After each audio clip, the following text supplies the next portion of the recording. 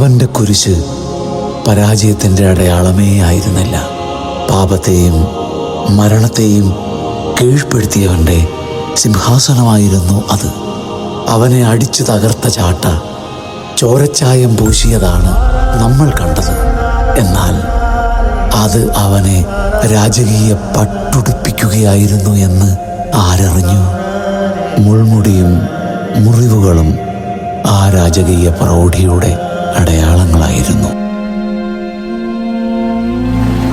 John, എനിക്ക് തെറ്റുപറ്റി. ഈ കഴിഞ്ഞതൊക്കെയും സംഭവിക്കുമെന്ന് ഗുരു നമുക്ക് മുന്നറിയിപ്പ് നൽകിയിരുന്നതല്ലേ? എന്നിട്ടും ഒരു നിമിഷം പോലും കൂടെ നിൽക്കാൻ എനിക്കായില്ല. പീറ്റർ, നീ വിഷമിക്കണ്ട. അവന് നമ്മുടെ ബലഹീനതകൾ മനസ്സിലാകും. എനിക്കും അകലെ മാറി നിന്ന് കരയാൻ മാത്രമേ പറ്റുള്ളൂ. എത്ര ക്രൂരമായാണ് അവർ അവനെ. മുറിവേൽക്കാൻ ഒരിടം പോലും ബാക്കിയില്ലാതെ രക്തം നിറഞ്ഞ ഒറ്റ വ്രണം പോലെ ഞാൻ അവനെ കണ്ടു. നമുക്കെന്താ പറ്റി? ഒന്നടുത്ത് ചെന്നിരുന്നെങ്കിൽ ആ കുരിശിൻ്റെ ഭാരം എൻ്റെ ചുമലിൽ കൂടെ വഹിക്കാമായിരുന്നു. പീറ്റർ, സംസാരിച്ചിരിക്കാൻ നമുക്ക് സമയമില്ല. അവർ നമ്മളെ കണ്ടുപിടിക്കുന്നതിന് മുമ്പ് നമുക്കിവിടം വിടണം. ഈ ശൂന്യത, ഇത് താങ്ങാനാവുന്നില്ല. കൂടെ നടന്നിട്ടും നമുക്കവനെ ശരിക്കും മനസ്സിലാക്കാൻ സാധിച്ചോ? ഇല്ല, അധികമൊന്നും മനസ്സിലാക്കാനായില്ല. എങ്കിലും അന്ന് രാത്രി അവനോട് ചേർന്നിരുന്ന് ഭക്ഷിച്ചപ്പോൾ എനിക്ക് മനസ്സിലായ ഒന്നുണ്ട്. സ്നേഹം, സ്നേഹം, സ്നേഹം, സ്നേഹം, സ്നേഹം, സ്നേഹം.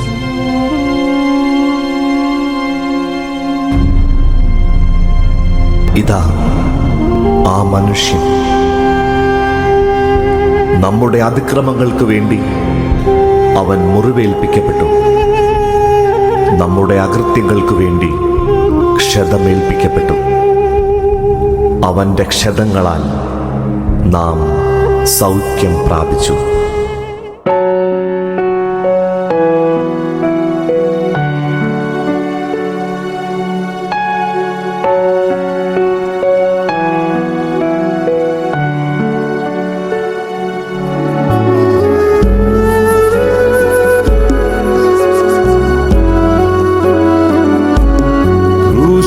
കണ്ടു ഞാൻ നിൻ സ്നേഹത്തെ, ആഴമാർന്ന നിൻ മഹാത്യാഗത്തെ.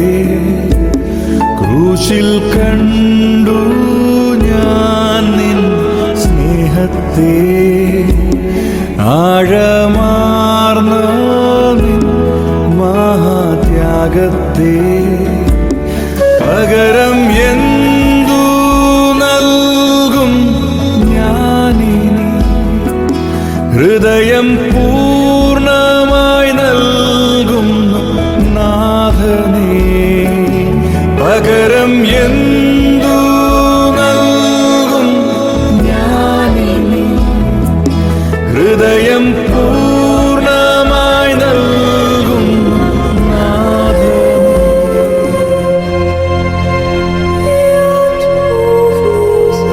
എൻ്റെ ദൈവമേ, എന്തുകൊണ്ട് നീ എന്നെ ഉപേക്ഷിച്ചു?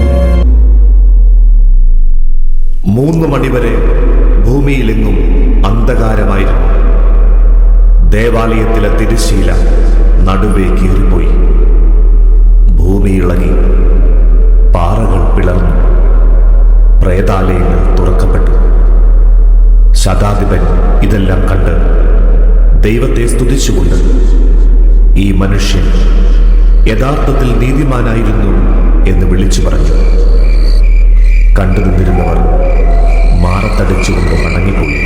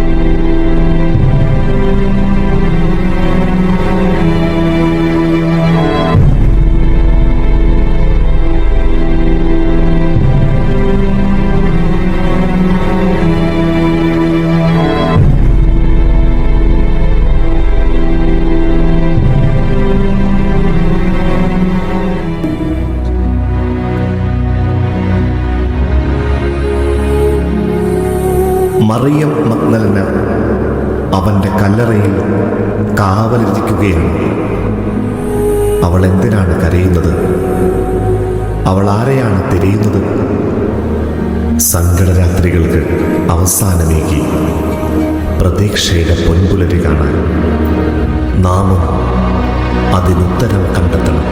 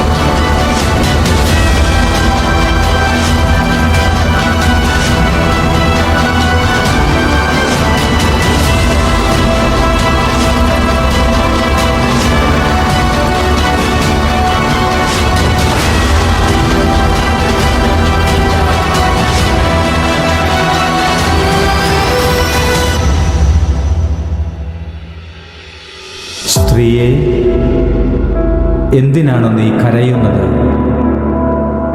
പ്രഭു, അങ്ങ് അവനെ എടുത്തുകൊണ്ടുപോയെങ്കിൽ എവിടെ വെച്ചു എന്ന് എന്നോട് പറയുക. ഞാൻ അവനെ എടുത്തുകൊണ്ടുപോയിക്കൊള്ളാം.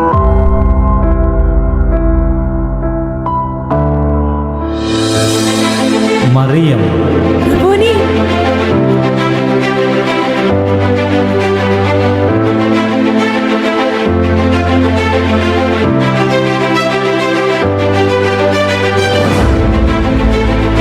നിങ്ങൾക്ക് സമാധാനം. പിതാവ് എന്നെ അയച്ചതുപോലെ ഞാനും നിങ്ങളെ അയക്കുന്നു. നിങ്ങൾ ലോകമെങ്ങും പോയി എല്ലാ സൃഷ്ടികളോടും സുവിശേഷം പ്രസംഗിക്കും.